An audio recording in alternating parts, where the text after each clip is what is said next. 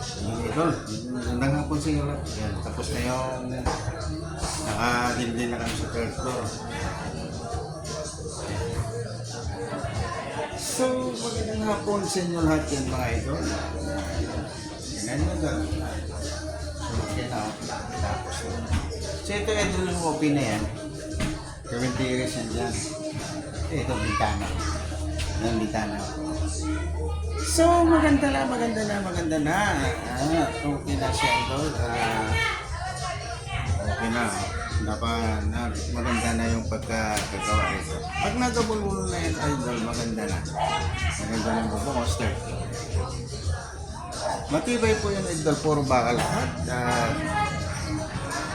Wala kami ginamit na kahoy idol, puro bakal lahat yan.